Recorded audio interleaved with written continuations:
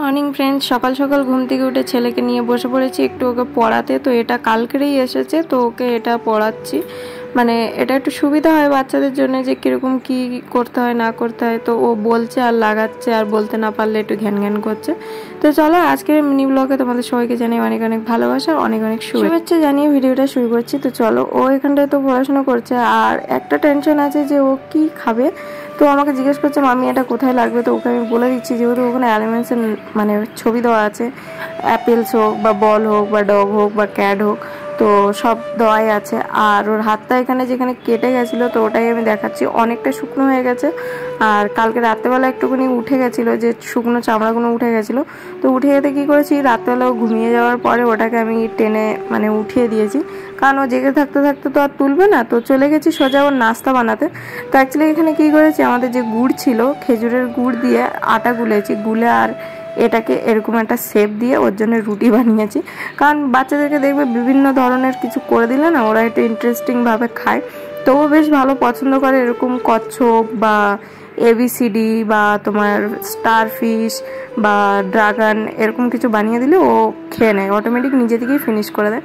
তো ঘুম থেকে উঠে ওর বাবার কাঁধে উঠে গেছে আর কান্না করছে, কোথায় যাবে ভগবান জানে। তো ওর এই ছাদলামো শুরু হয়ে গেছে, আর আমি এদিকে বসে বসে ওর বাপাটা ভিডিও করছি।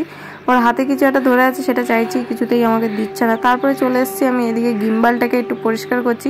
আজকের একটু গিম্বালের ভিডিও করবো ভেবেছিলাম, বাট গিম্বালটা এতটাই ডিস্টার্ব করলো যে করতে পারলাম না। কেন করলো সেটাও তোমাদেরকে আগে বলছি। তো গিম্বাল আমি ভাই চালাতে পারি না, সত্যি কথাই বলছি, মূর্খ সুর্খ মানুষ, এসব আমার দ্বারা হয় না। তো এটাকে আমি যতবার ঠিক করে রাখছি ততবার দেখছি অটোমেটিকলি এটা রাউন্ড হয়ে যাচ্ছে। দেখো, যতবার একে আমি ব্লক করবো বলে ঠিক করে রাখছি, এসে শর্টের চিন্তা ভাবনা নিচ্ছে। ভাই আমি শর্ট করবো না, আমি ব্লক করবো। তো যাই হোক, এ তো মানে চার্জ আছে কি নেই আমি তো বুঝতে পারছি না, আর আমি ঠিক করতেও পারছি না। তো দেন এটা আমার বর আসলেই নেই ঠিক করবে, আমার দ্বারাই তো হলো না। কখন গ্রিন, কখন রেড, কখন ব্লু, এরকম লাইট চলে আসছে।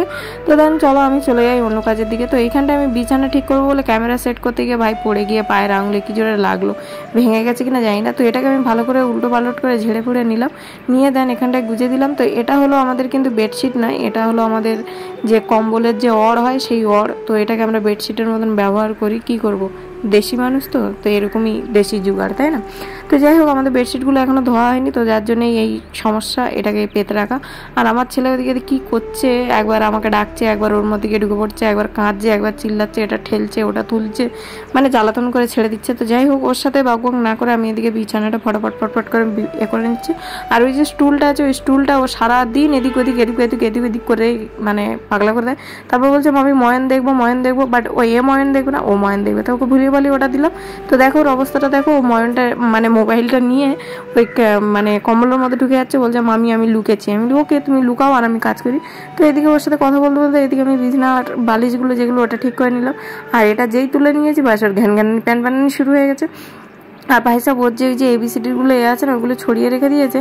আর ওটা আমার পায়ে কী জোরে লেগেছে কি বলবো, মানে পেরেকের মতন তো ফুস করে ফুটে গেছে, আর লেগেছেও তো খুব জোরে। আর এখানটা কম্বলটা আমি ভাঁজ করে রেখে দিচ্ছি, আমার ছেলে একটা গাড়ি তুলে ওর উপরে রাখছে। আর বিকালবেলা ওকে নিয়ে চলে এসেছি একটুখানি পার্কে, ও খেলা করছে।